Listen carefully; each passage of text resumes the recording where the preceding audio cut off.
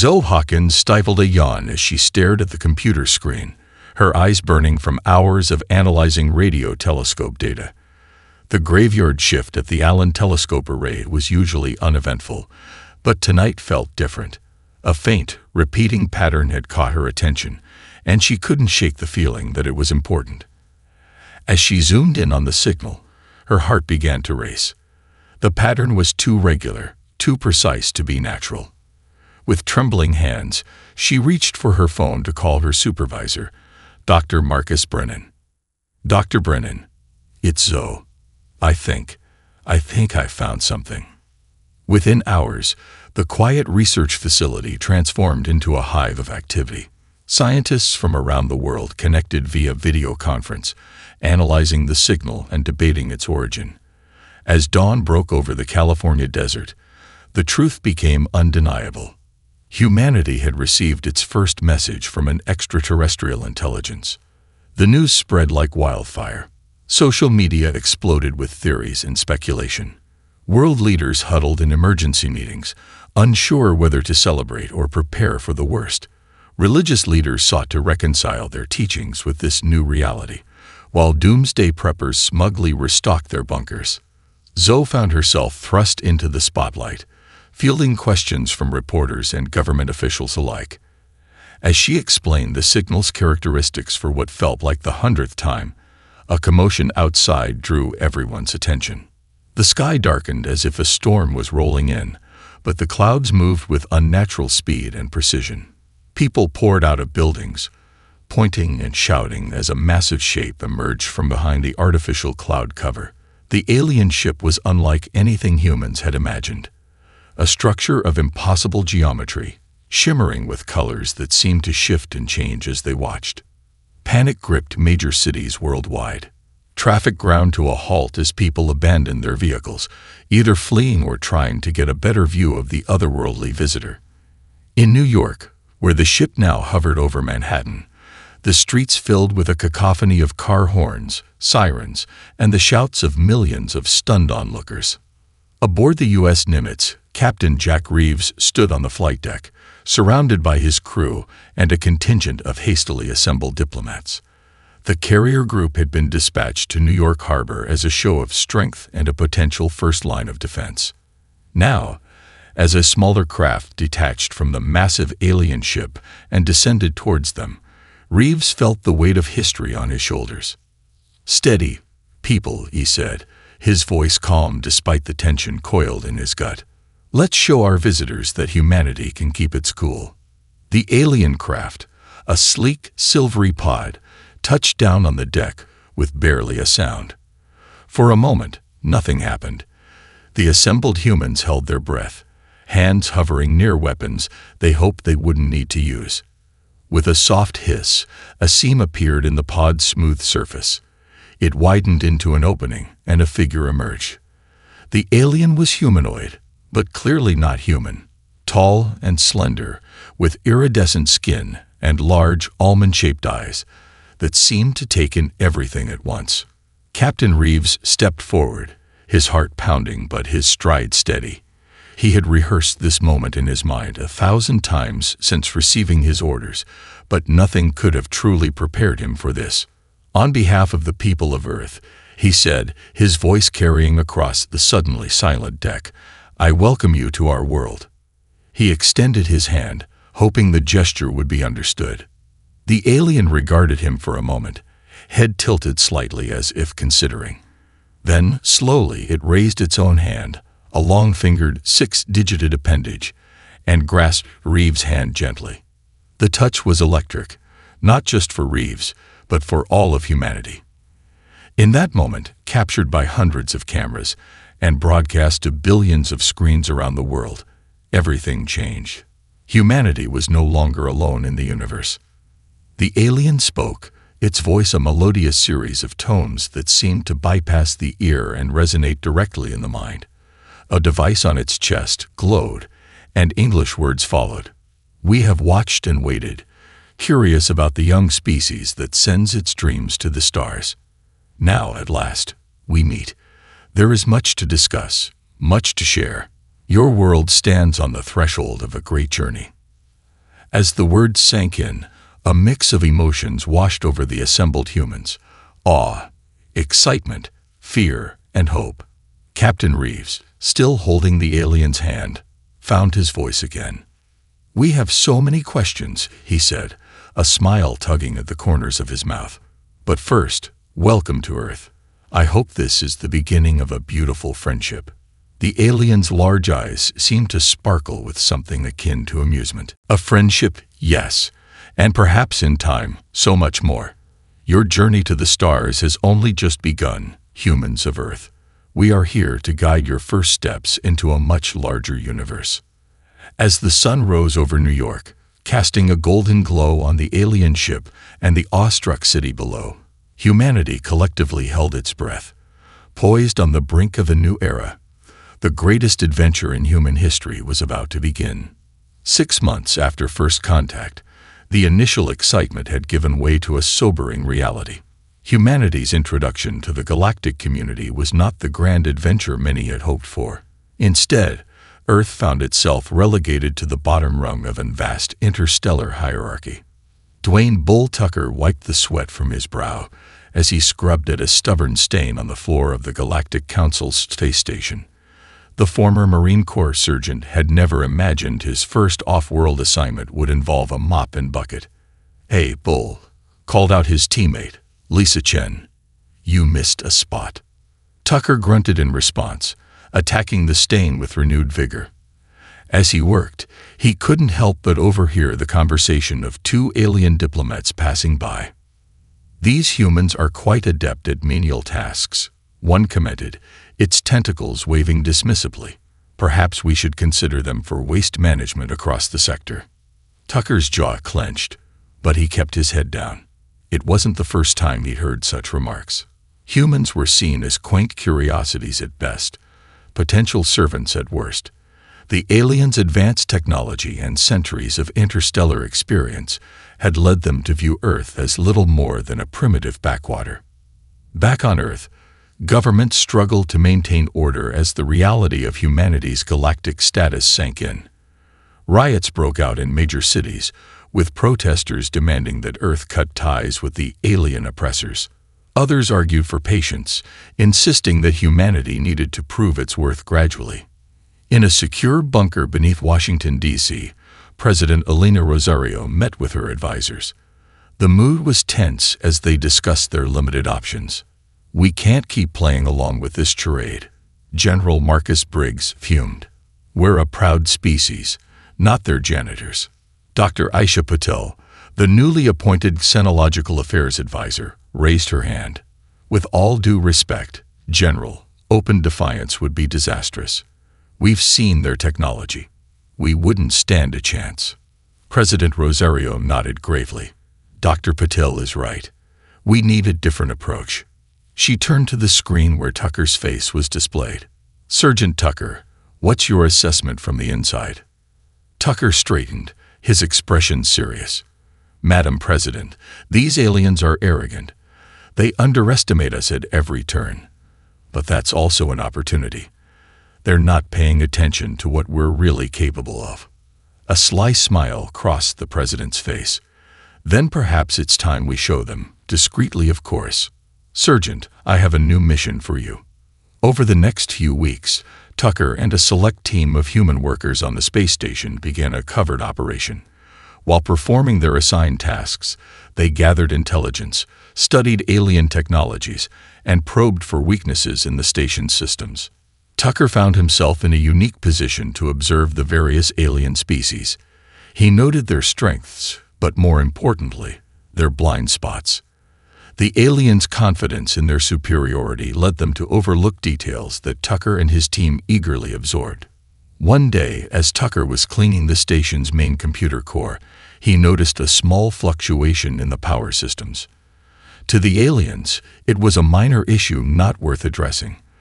But Tucker recognized it as a potential vulnerability. That night, in the cramped quarters assigned to human workers, Tucker met with his team. "Listen up," he said in a low voice. "I think I've found our ticket to earning some respect around here." He laid out his plan, and the team listened intently. It was risky, bordering on insubordination, but the potential payoff was too great to ignore. The next day, as Tucker went about his usual cleaning routine, he accidentally triggered a power surge in the computer core. Alarms blared throughout the station as systems began to fail. The alien technicians rushed to address the crisis, but their usual solutions proved ineffective. As panic began to spread, Tucker stepped forward. "Excuse me," he said, feigning hesitation. "I think I might know how to fix this." The lead technician, a spindly creature with multiple eye stalks, turned to him in surprise. "You? A human? Don't be absurd." "Just give me 2 minutes," Tucker insisted. "If I can't fix it, I'll go back to mopping floors and never bother you again." Desperation overruling their disdain, the aliens stepped aside. Tucker approached the control panel, his hands moving with practiced precision. In less than a minute, the alarms fell silent, and the systems stabilized. The alien technician stared at him in disbelief. "How did you?" Tucker shrugged, playing it cool. "Sometimes the simplest solutions are the best. We humans have a knack for thinking outside the box." As word of Tucker's feat spread through the station, the attitude towards the human workers began to shift. Curiosity replaced condescension, and for the first time, the aliens began to wonder what other surprises these newcomers might have in store. Back on Earth, President Rosario received Tucker's encrypted report with a smile. "Well done, Sergeant," she murmured. "This is just the beginning." The game was on. Humanity's path to galactic respect would be long and challenging, but they had taken their first, crucial step. The underestimated species was about to show the universe what they were truly capable of. Aria Martinez squinted at the holographic display, her fingers dancing through the air as she manipulated lines of alien code. The 23-year-old prodigy had been working nonstop for days, fueled by a potent mixture of caffeine and determination. Around her, the makeshift lab in an abandoned warehouse buzzed with activity as her team of rogue programmers and engineers worked feverishly. "I think I've got it," Aria muttered, more to herself than anyone else. With a final gesture, she compiled the code. The alien device on the table hummed to life, its crystalline structure pulsing with an eerie blue light.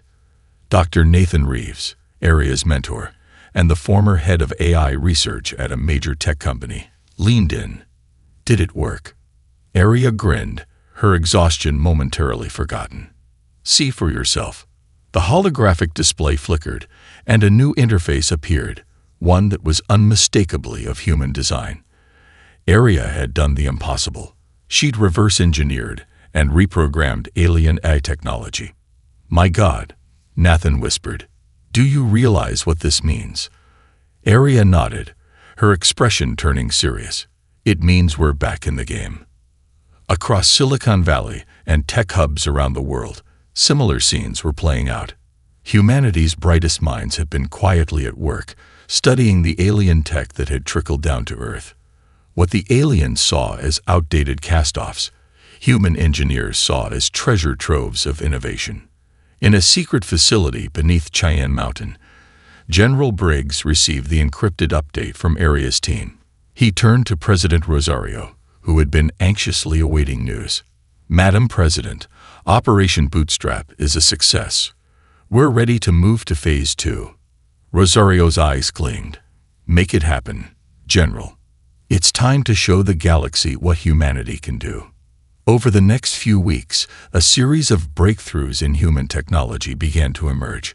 New smartphones with impossible battery life and processing power, medical devices that could heal injuries in minutes, energy systems that threatened to make fossil fuels obsolete overnight. The alien observers on Earth were baffled. How had humans made such leaps in such a short time? Their reports back to the Galactic Council were tinged with a new emotion: concern. On the Galactic Council's Central Space Station, the Supreme Arbiter, a towering being of pure energy contained within an ornate exosuit, called an emergency session. "Esteemed colleagues," the Arbiter's voice resonated through the chamber. "We face an unprecedented situation. The humans have progressed far more rapidly than any species we have encountered in millennia. Murmurs rippled through the assembled alien delegates. A Volcran ambassador, its crystalline form shimmering with agitation, spoke up. Surely this is impossible. They must have had outside help. I motioned that we restrict all technology transfers to Earth immediately. I second the motion, chittered a Skik representative, its insectoid mandibles clicking nervously. The arbiter raised a glowing appendage for silence. Before we vote, I believe we should hear from our expert on human affairs. All eyes turned to Zixara, a blue-skinned humanoid with spiral horns. She had spent the most time studying Earth and its inhabitants. Honored Council, Zixara began, her voice calm but her eyes betraying a hint of excitement. I advise against hasty action. The humans have demonstrated a remarkable ability to innovate and adapt. Restricting their access now may only drive them to more creative solutions. Are you suggesting we simply allow them to continue unchecked? The Volcran ambassador demanded. Zixara smiled enigmatically.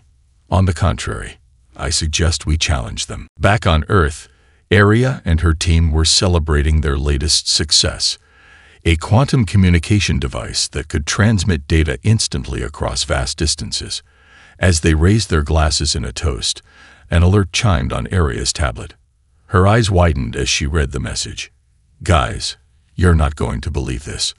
The Galactic Council is announcing an open competition for all spacefaring races. The challenge: to create a viable faster-than-light drive within 5 years. The room fell silent as the implications sank in. FTL travel had long been the holy grail of space exploration, a technology that even the most advanced alien races had failed to perfect. Nathan was the first to speak. They're testing us. This is our chance to prove ourselves on a galactic stage. Aria nodded, a fierce determination in her eyes. Then let's not disappoint them. It's time to make the impossible possible.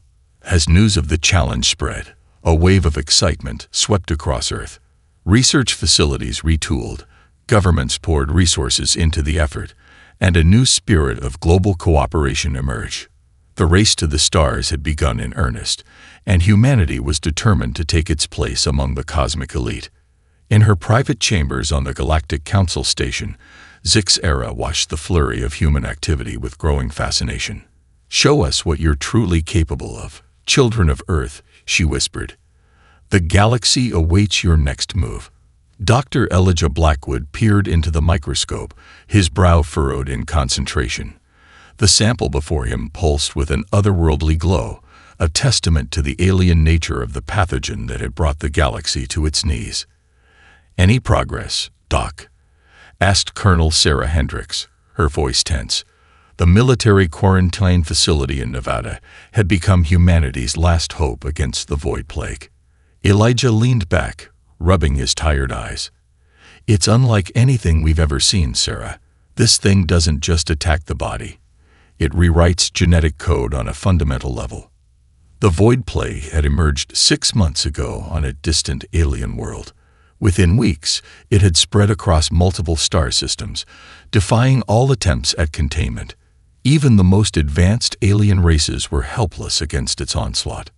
Earth, still seen as a backwater planet by much of the galactic community, had been largely ignored in the initial stages of the crisis.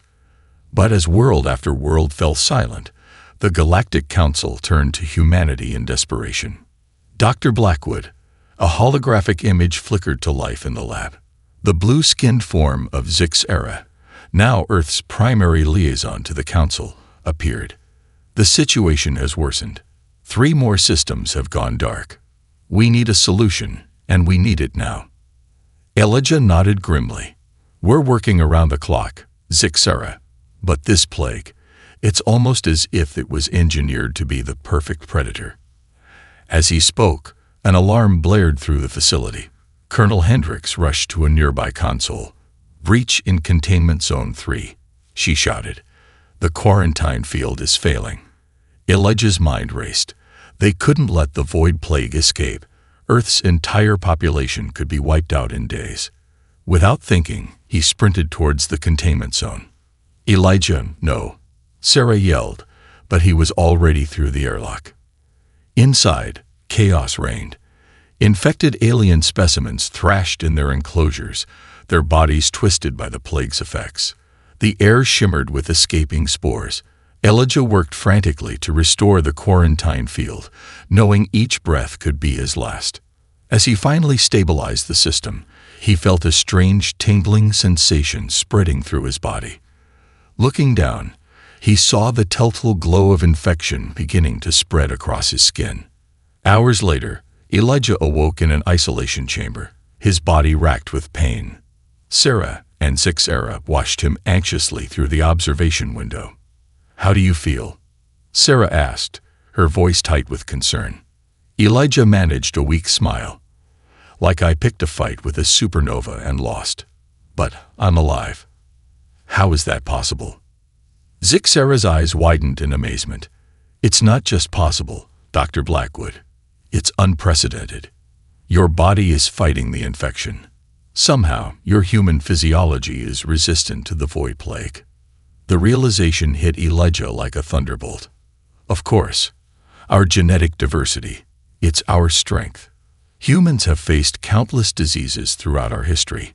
Our immune systems are uniquely adaptable. Over the next few days, as Elijah's condition stabilized, the lab worked tirelessly to unravel the mystery of his resistance. They discovered that certain aspects of human biology, long considered evolutionary holdovers, were actually crucial in combating the void plague. Zixera relayed their findings to the Galactic Council. The humans' junk DNA, genetic sequences we once thought useless, contains the key to fighting the plague. Their history of surviving multiple near-extinction events has made them uniquely suited to combat this threat. The council chamber erupted in a cacophony of alien voices, a mix of disbelief and hope. The Supreme Arbiter called for order. "If what you say is true, Zixera, then the fate of the galaxy may rest in human hands. We must act quickly." Back on Earth, Operation Panacea swung into full gear. Volunteers from around the world lined up to donate genetic material for the development of a cure. Research facilities worked around the clock, combining human resilience with alien medical technology.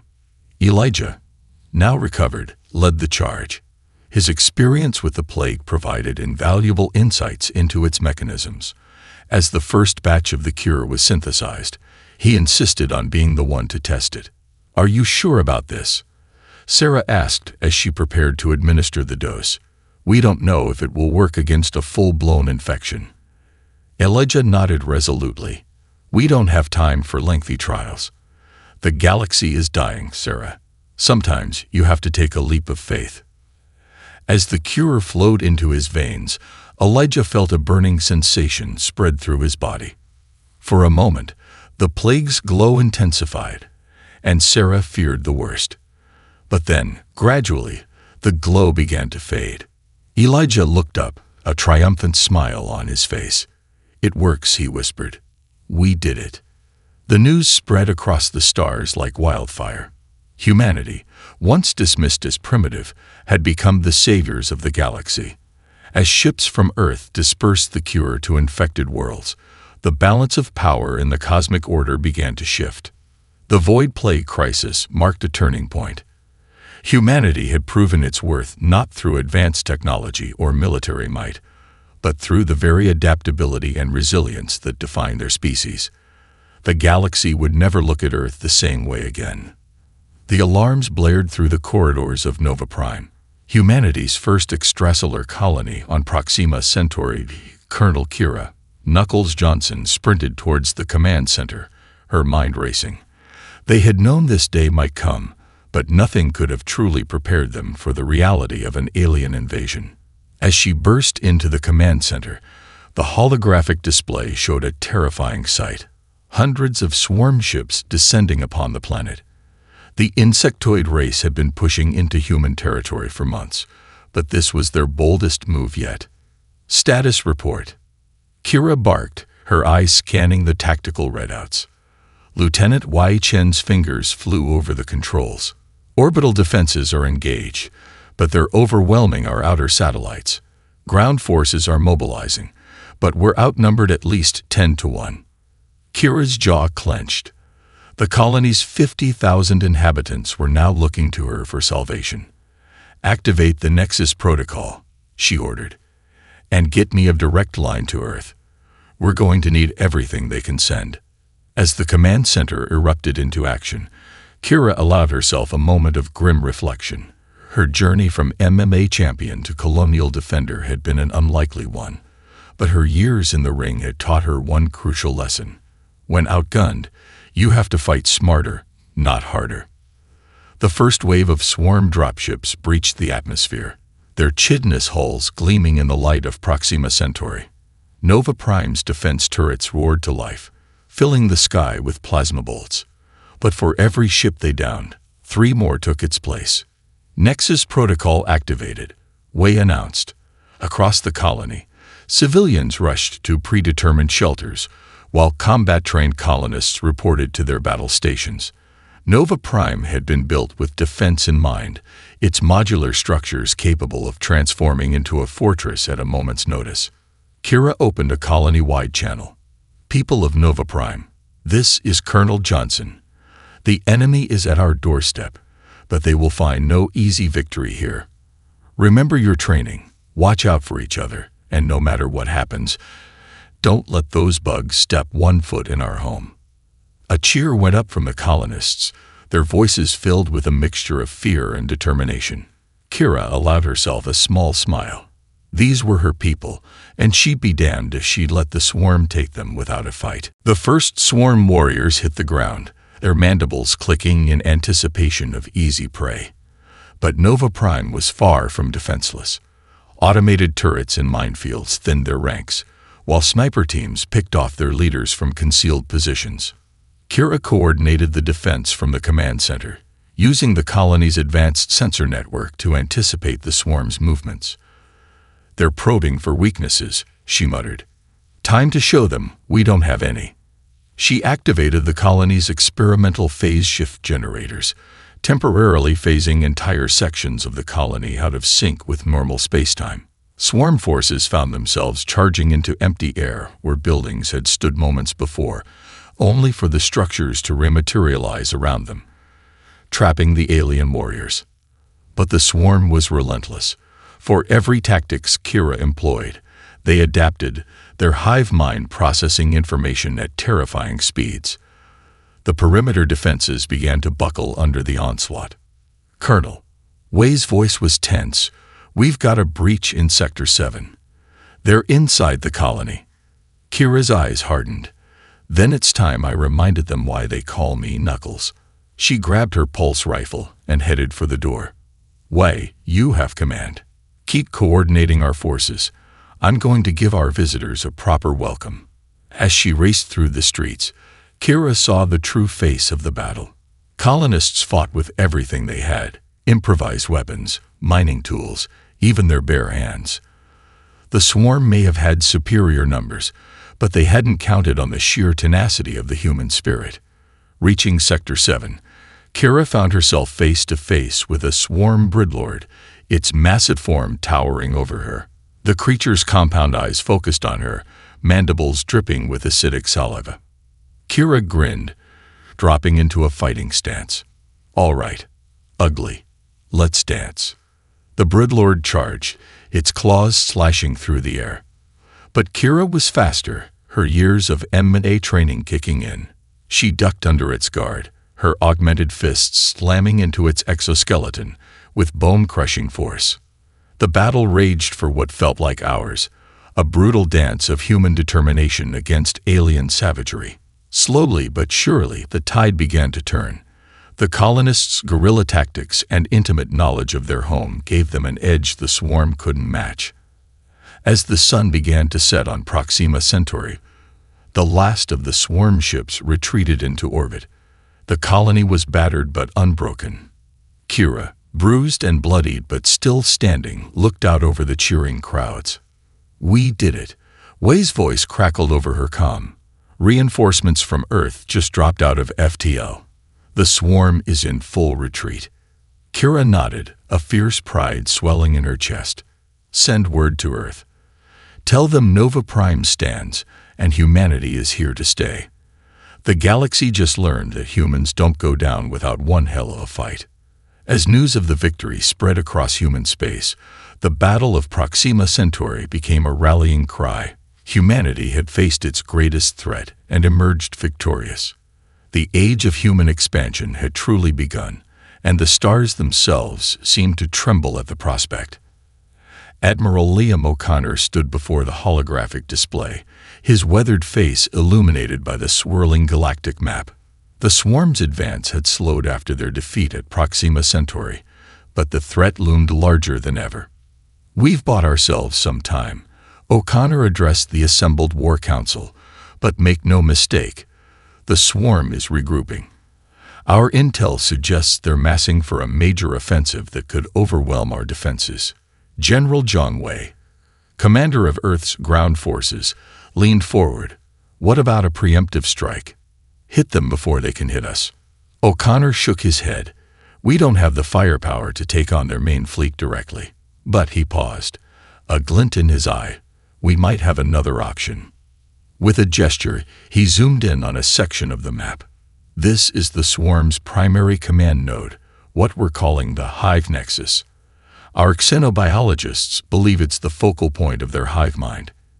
If we can disrupt it, we might be able to throw their entire species into disarray. Dr. Emily Sato, head of xenobiology, spoke up.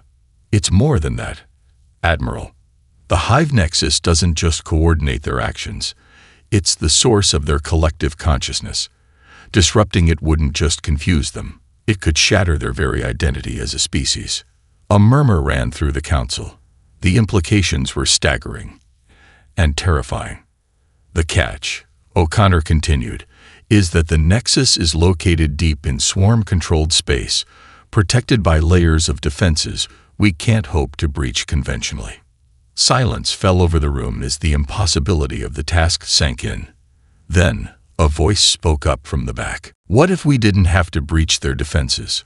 All eyes turned to Captain Jake Rodriguez, a decorated Special Forces operative. What if we could trick them into letting us walk right in? O'Connor's eyebrow raised. I'm listening, Captain. Rodriguez stepped forward, his cybernetic eye glowing faintly.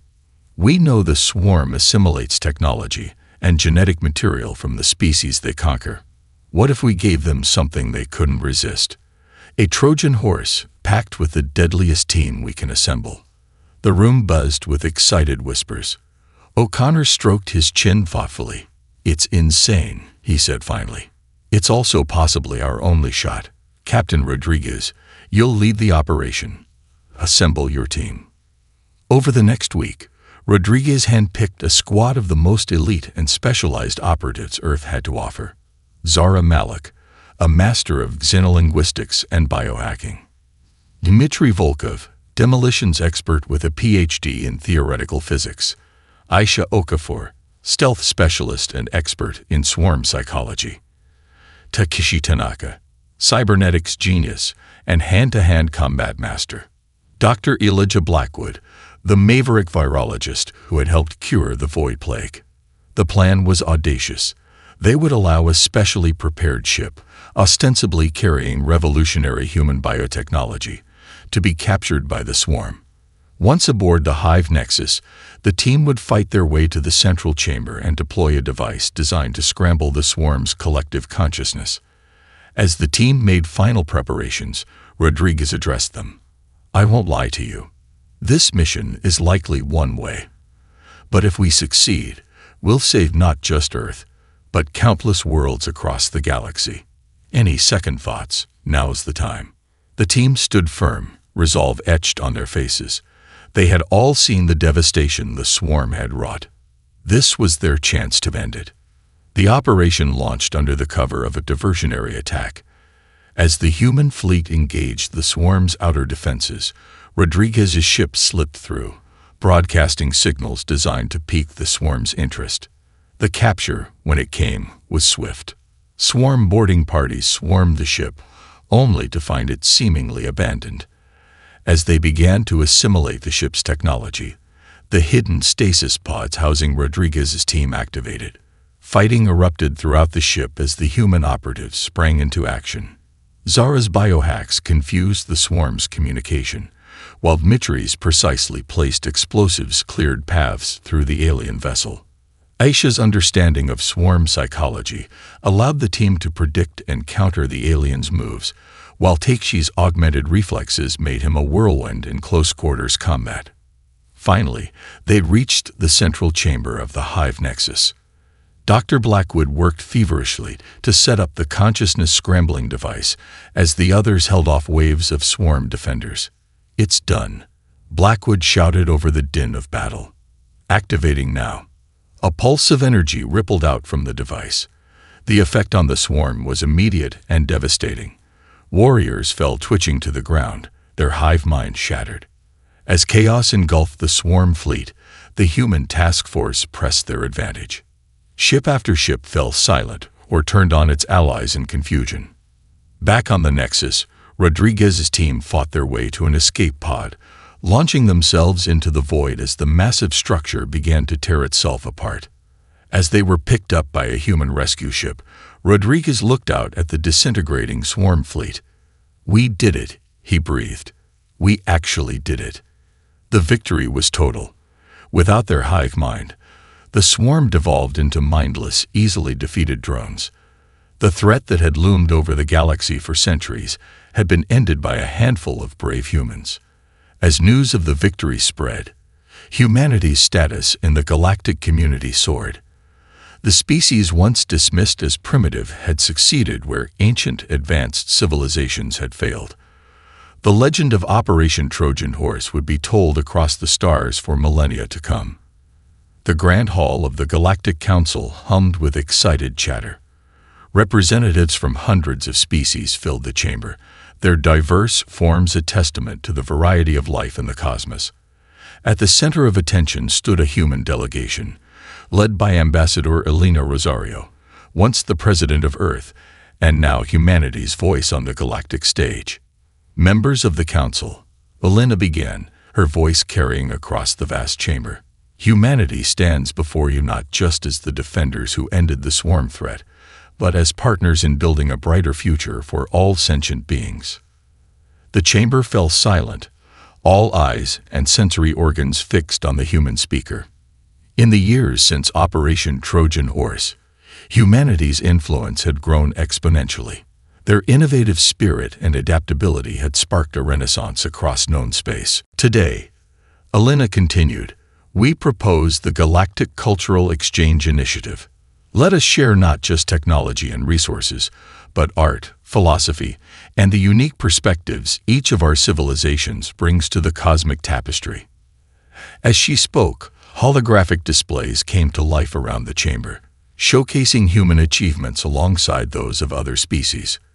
Earth had become a melting pot of galactic cultures, and in turn, human creativity had begun to captivate the galaxy. In the bustling markets of Zixara's homeworld, crowds gathered around street performers demonstrating human martial arts. The fluid movements of Tai Chi and the raw power of capoeira mesmerized alien observers, sparking new forms of physical expression across a dozen worlds.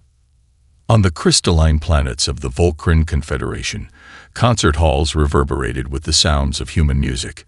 Beethoven's symphonies and the pulsing rhythms of African drums blended with alien harmonies, creating soundscapes never before imagined. But it was in the realm of cuisine that humanity truly shined. In the heart of New York City, now a thriving interstellar port, Brooklyn chef Tony Russo had opened Cosmic Flavors, a restaurant that had become the talk of the galaxy. Tony moved through his kitchen, a whirlwind of activity as he prepared for another busy night. Ingredients from 100 worlds filled his pantry: Centaurian fire fruits, Andromedan Creole herbs, and good old-fashioned earth tomatoes. "Order up," he called, sliding a plate across the counter. One Regelian slug steak, earth style, with a side of Martian potato mash and Venusian cloudberries. The dish floated out to the dining room on an anti-gravity tray, passing by tables filled with a diverse array of galactic patrons. A group of ethereal energy beings pulsed with delight as they absorbed the aromas of Tony's famous cosmic chili. At another table, a family of silicon-based life forms clinked their crystalline appendages in a toast over a bubbling pizza with a crust made from pulverized asteroids. Tony grinned as he watched the reactions. His restaurant had become more than just a place to eat. It was a cultural hub where species from across the galaxy came to experience the unique human talent for fusion and innovation. Back in the Galactic Council chamber, Ambassador Rosario was concluding her speech. Let this be an era of unprecedented cooperation and creativity. Together, we can unlock potential we never knew existed. The chamber erupted in applause, and various other forms of alien appreciation. The Supreme Arbiter's voice boomed out. The Council approves the Cultural Exchange Initiative. Let the Galactic Renaissance begin. As the news spread, its effects rippled across civilized space. On the academic world of Lumina Prime, lecture halls filled with students eager to study human history and literature. The concepts of democracy and individual liberty sparked passionate debates and social movements on worlds that had known only rigid hierarchies for millennia. In the virtual realms of the cybernetic collective, human-designed games and simulations became the newest sensation. The human capacity for imagination and storytelling opened up new frontiers of digital experience for beings who had long ago shed their physical forms. Even in the furthest reaches of known space, the impact was felt. On a remote mining colony, a young Skik worker stared in wonder at a reproduction of Van Gogh's Starry Night, its swirling cosmos speaking to something deep within his insectoid soul. Humanity's rise had not been without its challenges. There were those who feared the rapid spread of human influence, seeing echoes of their own species' colonial past. But for every voice of caution, there were dozens embracing the new opportunities for exchange and growth. As the galactic renaissance flourished, Earth itself was transformed. The planet that had once been dismissed as a backwater now stood as a shining jewel, a nexus of interstellar culture and commerce. Gleaming spaceports rose alongside restored natural wonders, while orbiting habitats housed millions of alien visitors and immigrants. In a small cafe in Paris, a human poet and a Volcran philosopher engaged in an animated discussion about the nature of consciousness, their words translated in real time for the diverse crowd of eavesdroppers. Nearby, a street artist used programmable nanopigments to create a mural that shifted and changed, telling the story of life's evolution across 1,000 worlds. The galaxy had entered a new age of enlightenment, with humanity at its heart. The species that had once gazed up at the stars in wonder now found itself the catalyst for a cosmic transformation, igniting the collective imagination of countless civilizations. The galactic renaissance had begun, and its light would shine across the universe for ages to come. The Starship Odyssey hung in orbit around a planet unlike any humanity had ever encountered. Its surface shimmered with colors that defied description, shifting and pulsing as if alive. Captain Samantha Reeves stood on the bridge, her eyes wide with wonder. "All systems nominal, Captain," reported her XO, Commander Jen Chen. "We're ready to make history." Samantha nodded, a mix of excitement and trepidation coursing through her. "Send the signal. Let Earth know we've arrived at the edge of the Andromeda Galaxy." The Odyssey's mission was the culmination of decades of preparation and centuries of human progress. Armed with technology that merged human innovation with the best the galaxy had to offer, they had achieved what was once thought impossible: intergalactic travel. As the ship began its descent towards the alien world, Samantha reflected on the journey that had brought humanity to this moment. From a species confined to a single planet, they had become shepherds of a galactic renaissance. Now they stood poised to bridge the vast gulf between galaxies. The landing was smooth, despite the planet's unusual properties. As the airlock cycled open, Samantha took a deep breath. "Remember, team, we're not just representing Earth here. We carry the hopes of our entire galaxy with us." The exploration team stepped out onto the surface, their boots sinking slightly into the iridescent ground. Dr. Aisha Okafor, the team's xenobiologist, immediately began taking readings. "Captain, this is incredible. The entire planet seems to be one interconnected organism." Suddenly, the ground beneath them began to ripple and shift. Before anyone could react, a column of shimmering material rose up, taking a vaguely humanoid shape. A voice, not heard but felt in their minds, resonated through the team. "Welcome, children of the younger galaxy. We have awaited your arrival." Samantha stepped forward, her training kicking in despite her awe. "We come in peace, seeking knowledge and friendship. I am Captain Samantha Reeves of the Starship Odyssey, representing the United Galaxies of the Milky Way." The being seemed to pulse with amusement. "We know who you are, Samantha Reeves. We have watched your kind's journey from afar. Your arrival here marks the dawn of a new cosmic age." Over the next few hours, the being, which introduced itself as a representative of a race called the Cognarians, shared revelations that shook the foundations of everything humanity thought they knew about the universe. The Cognarians were ancients beyond imagining, a species that had transcended physical form to become one with the cosmic fabric itself. They spoke of realities beyond the material, of dimensions folded within dimensions, and of a multiverse teeming with possibilities. "Your arrival here is no accident," the Cognarian explained. "In every iteration of reality, it is humanity that first bridges the gap between galaxies. Your species' unique blend of curiosity, adaptability, and imagination makes you the cosmic catalysts."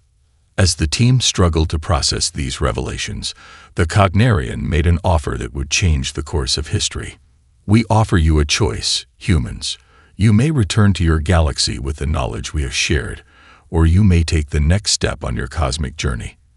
But know this: the path forward will challenge everything you think you know about yourselves and the nature of existence itself." Samantha looked at her team, seeing the mix of fear and excitement in their eyes that she felt in her own heart.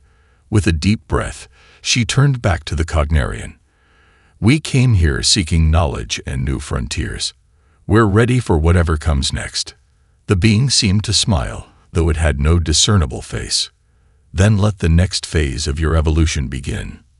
In that moment, the team felt their consciousnesses expand, connecting with each other and with the living planet beneath their feet.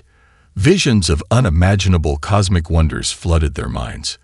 The birth and death of universes, the dance of dimensions, the songs of stars. When they came back to themselves, they found they had changed. They were still human, but more than human. The first of a new stage in their species' development. As the Odyssey broke orbit to return home, carrying news that would forever alter the course of history, Samantha gazed out at the star-studded void between galaxies. She knew that humanity's greatest adventure was just beginning. Back in the Milky Way, as news of the Odyssey's encounter spread, a wave of excitement and trepidation swept through every world. Humanity, the species that had risen from a primitive backwater to become the catalyst of a galactic renaissance, now stood at the threshold of cosmic transcendence. Philosophers and scientists debated the implications of the Cognarians' revelations. Spiritual leaders sought to reconcile ancient beliefs with new cosmic truths. And in research labs and meditation chambers across the galaxy, humans and their alien allies began to explore the newfound potential within themselves. The story of humanity's journey from Earth to the stars had been a legend. Now, as they prepared to take their first steps into a larger multiverse, they were becoming myth made real. The cosmic frontier beckoned, and humanity, ever curious and ever adaptable, was ready to answer the call. As the Odyssey approached the fringes of the Milky Way, Samantha sent a final message back to Earth. "We have seen the face of creation, and it is more beautiful and terrible than we ever imagined. But we do not falter. We move forward into mystery, into wonder. For that is what it means to be human."